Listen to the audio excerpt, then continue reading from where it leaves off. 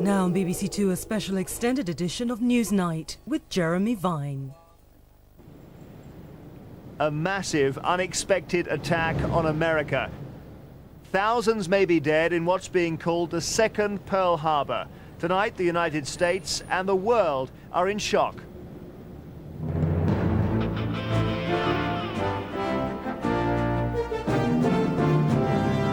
Good evening. The world has never before seen terrorism on the scale America experienced today. The World Trade Center had been struck by one hijacked plane when another with passengers on board flew directly into it. This a moment of spectacular destruction and horror. The president, who'd just seen it, looked shaken. Today we've had a national tragedy. Two airplanes have crashed into the World Trade Center in an apparent terrorist attack on our country. But then came the news that the Pentagon in Washington, D.C. had been hit as well by a third hijacked plane, again to devastating effect. And this was the moment that made the destruction complete. The World Trade Center, where at least 20,000 people work, collapsed. A symbol of American financial dominance destroyed, with as yet untold loss of life. We'll discuss who might have done this, how the US might react, and we'll hear from New York and Washington on what's happening there now. The US has been shaken to its foundations today, and the world may now be a changed place. The sheer scale of the terror and destruction visited on one of the world's most powerful cities was unimaginable, but no less sickening for that. At first it looked like it must have been an appalling accident, a passenger plane crashing into one of the twin towers of the World Trade Center. But then it became clear this was no accident but an attack on the centers of American financial, political and economic power. The fact that there is still not even an estimate of the numbers dead defines the human tragedy. In a moment, David Sells will describe what happened, but first we go live to the scene in New York, and our correspondent, Stephen Evans. Stephen, we're receiving reports now of another building collapsing. That's right, Jeremy. A third building has collapsed. We had the collapse of the two main towers about an hour after the actual explosion, which was about 9:15 in the morning. If you wanted to calculate a time to cause maximum disruption, you would calculate that time. It's the start of the working day and perhaps the biggest, busiest complex in the world. There were those two explosions. I was at the base of one of those buildings and it literally shook. Then people fled out, fled away. One of the problems, it seems to me, is that people didn't quite know how far to go. So then the emergency services starting to arrive, and the collapse of the building happened, of one of the buildings, one of the initial buildings, happened when people were actually quite close to it. But you're absolutely right. We've now had this third building falling to the ground. It is very difficult to imagine anything standing at the end of it all in this complex of 7 buildings. If you think back to the Canary Wharf bombing in the Docklands of London, for example, it was one bomb. One imagines that most of the damage was superficial, if you like, not to the structures themselves, to glass, to furniture. Looking at that scene this morning here in New York, it's hard to imagine anything surviving those two explosions. Can there be any kind of rescue operation here, given what's happened? I can't imagine that there will be any kind of rescue operation. It's absolutely impossible to estimate the kinds of numbers under that kind of debris. 50,000 people, as I say, work in those buildings. But one of the problems, it seems to me, and I was just alluding to it, is that the emergency services got there rapidly. There were hundreds of ambulances and fire trucks very, very quickly there. People assumed that the thing was contained. People assumed that there was a series of explosions quite high up in the buildings, and realized quite late, if you like, that actually the thing wasn't contained and the engineering couldn't cope with the force of those blows. So there will be high casualties from the initial attacks, but there may well be casualties from later. I don't know if the lifts were working or not, but I imagine there would have been people who simply couldn't have got down those 110 stories after the attacks. So, as I say, the authorities are now very, very wary indeed. They have structures barely standing amongst the 4 that are now remaining. So I would imagine that they're standing back and trying to make engineering assessments of what can be done. Meanwhile, in the rest of the city, there is an eerie calm here. I'm on Times Square. It's normally one of the busiest parts of this city. You can see it now. There's virtually nobody there. It's normally blasted with adverts. They've, by and large, been turned off. That's partly because the city's been closed so that ambulances can get from the World Trade Center to hospitals, but it's also because people have simply gone home. There wasn't panic when those bombs went up. People were very orderly. There was fear in their voices. Their eyes were getting moist, but people weren't really screaming like you think they might have been screaming. But they've now had, 9.5 hours to think about this thing, and these things do take time to actually sink into your brain. There's a bit of anger about. The American networks are talking about, they're using captions like the attack on America. They're using the words Pearl Harbor quite a lot. They're talking about incidents galvanizing action. OK, Stephen Evans in New York, thank you very much indeed. We're joined now as well by Tom Carver in Washington. Tom, what have you been hearing from the American government just in the last hour or so? Let me tell you what's happening is that George Bush is due to be flying back here, will arrive back here, we assume, within the hour. He's been at an Air Force base in Nebraska, where he's been convening an emergency meeting of the National Security Council by phone. His Vice President, Dick Cheney, is down in what they call the Situation Room underneath the White House with Condoleezza Rice, the National Security Advisor. A number of steps have been taken. The borders of America have been sealed off. The National Guard has been alerted and activated in certain places. And around the world, American forces have been put on the highest form of alert. Later tonight, once George Bush gets back here, he will be making a television address to the nation to obviously try to restore calm and confidence in government. In these moments of history, really, in America, that's when Americans turn to the president. Right. Congress seems almost irrelevant and indeed has been evacuated. Tom, we can see, we're just watching pictures now of the damage to the Pentagon. Are you clear as to the extent of that? No, I'm not. No, I don't think anyone is.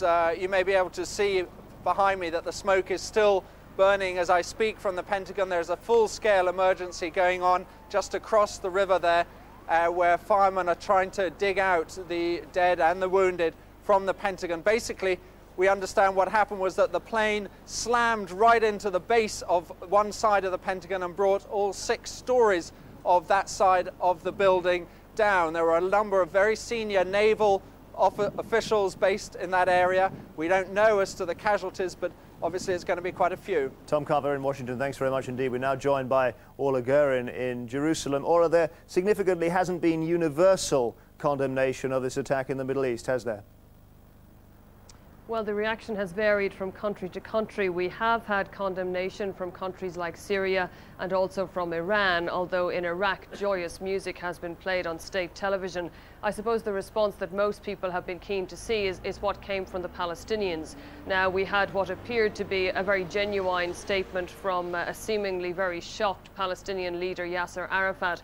He appeared to be just as stunned by these events as all the rest of us. And he said that he was deeply saddened, that it was completely unacceptable, and he offered the sympathy of the Palestinian people. We had various militant Islamic groups, Palestinian groups, rushing forward to say that they were not involved, to deny any kind of connection, although they also did argue that, in effect, the United States was reaping what it had sown, that it was paying the price for its own policies here in the Middle East, which had caused so much anger. We also did have some limited scenes of celebration, quite shocking scenes in a way, but they were quite small scale. We had some people out on the streets in the West Bank town of Nablus and some here in Jerusalem. But to put that in its context, this was limited. It was not spontaneous mass rejoicing across the West Bank and Gaza. Most Palestinians appear to have been in their homes, glued to their television sets, just like most people everywhere, watching these events unfold with horror. And I think that very many Palestinians will be hoping that there is absolutely no connection to them, to any militant Palestinian groups, and they'll be hoping that in the end that they do not have to pay any kind of price for this. Orla Guerin, thank you very much indeed for speaking to us from Jerusalem. Let's now join Martha Carney in Downing Street. What is going on there at the moment, Martha? Well, the Prime Minister spent the evening talking to other world leaders, to President Chirac, Monsieur Jospin in France, to Gerhard Schröder in Germany, and he's just been talking to Vladimir Putin in Russia. The idea being to try and coordinate some kind of international response to this kind of terrorist outrage to ensure that it doesn't happen again. Earlier this evening, he was also chairing a COBRA meeting, which is the kind of contingency planning meeting of senior ministers to look at all the different measures that need to be taken in this country in terms of responding to what happened in the United States. And after that meeting, he emerged and made this statement from within Downing Street. This is not a battle between the United States of America and terrorism, but between the free and democratic world and terrorism.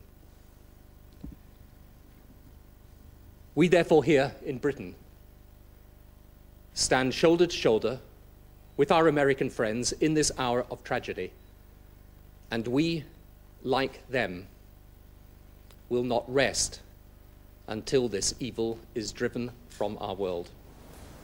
Now, after that very strong statement of support for the United States, he also outlined a number of measures which are going to be taken in this country. He said that security was going to be stepped up at every level. No flights would leave Britain unless maximum security could be guaranteed.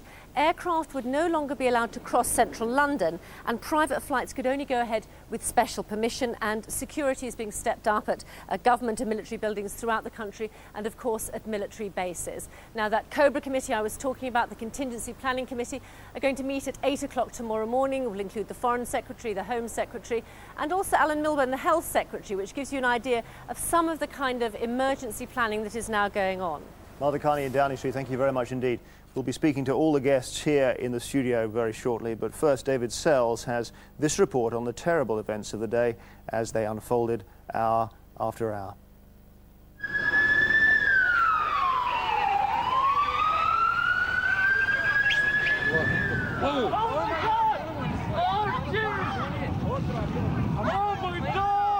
Doomsday in Manhattan, a terrorist apocalypse.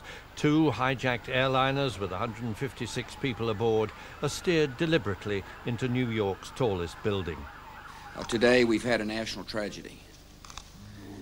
2 airplanes have crashed into the World Trade Center in an apparent terrorist attack on our country. The first plane struck the north tower of this giant building, 110 stories high, one of the city's landmarks. It was just before 9 in the morning. A BBC correspondent, Stephen Evans, was in the Trade Center when it happened. There was a huge bang. It felt to me like somebody dropped a skip full of rubbish, a great container full of rubbish from a very great height.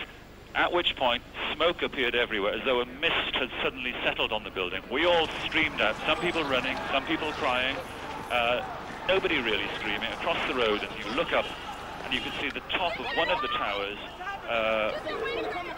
smoke billowing out from it. 18 minutes later, the second plane was guided into the centre's south tower, already a terrorist exploit without parallel, of uniquely murderous intent and clearly well planned. I was just standing here watching the World Trade Center after the first plane hit. I just saw a second plane come in from the south and hit the south tower, halfway between the bottom and the top of the tower. It's got to be a terrorist attack. We started walking down the stairs. We made it to the 8th floor. Big explosion. Blew us back into the 8th floor. And I turned to Hesh. I said, this is it. We're dead. We're not going to make it out of here. I took a fire extinguisher and I bust the window out. That's when this gentleman here heard my cries for help. And this was only the beginning. Within the hour in Washington, D.C., the capital, a third hijacked airliner is crashed into the Pentagon, the very heart of this superpower's military establishment, a symbolic target par excellence. Thus was America humbled. 24,000 people work in the Pentagon. All survivors had to be evacuated. In New York City, just a few moments later, the BBC's Stephen Evans was telling his tale. People were just standing around, talking to each other, nodding their heads. Oh, guys, go! Oh my God. We gotta go. It was a tale of the unexpected. The Trade Centre's South Tower, much weakened, collapsed as he spoke, showering rubble into the streets below. 50,000 people work in this vast complex. Nobody yet knows the death toll. The scene was one of chaos. The world was already watching on live television, and reports were now coming in of a fourth airliner crashing in Pennsylvania. A passenger using his mobile phone had called desperately to say, "We're being hijacked, we're being hijacked." And back in New York, survivors in the Trade Centre's second tower, seeing what had just happened to the first, began seriously to panic. Some waved, some jumped to almost certain death. And there was smoke everywhere, and people are jumping out the windows. Over there, they're jumping out the windows, I guess because they're trying to save themselves. I don't know. And I don't know, everybody just doesn't know where to go. They won't let, everything is blocked off. You can't even, they're telling us to get out, but there's nowhere to go. Manhattan and Washington shut down. America closed all its airports, and world leaders began to react. There have been the most terrible, shocking events taking place in the United States of America within the last hour or so, including 2 hijacked planes being flown deliberately into the World Trade Center. I'm afraid we can only imagine the terror and the carnage there, and the many, many innocent people that will have lost their lives. Manhattan was in turmoil. New York's go-go mayor, Rudolph Giuliani, was soon on the spot. The damage he saw was epic, and he spoke of a tremendous number of lives lost. The number of casualties will be more than any of us can bear, ultimately. And I don't think we want to speculate on the number of casualties. The effort now has to be to save as many people as possible. And I don't think we will know the answer to that until sometime tomorrow or the next day. Were there large numbers of firefighters? We don't know how many we've lost, but there's no doubt we've lost some firefighters and police officers. And no wonder, while firefighters and policemen were doing their utmost to cope with the collapse of the Trade Centre's first tower to rescue people trapped inside, the second tower, mortally wounded by its hijacked airliner, also crumbled to dust.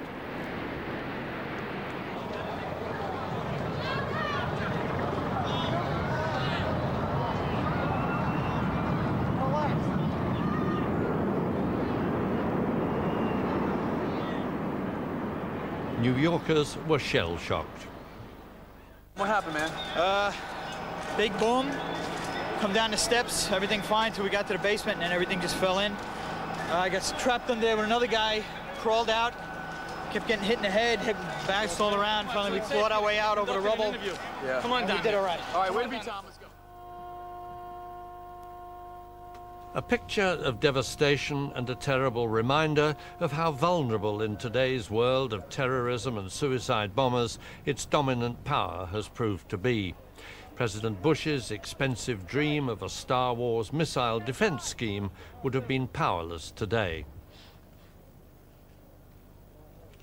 Heaven knows what the toll of death and injury will prove to be. Let's speak first of all to Elaine.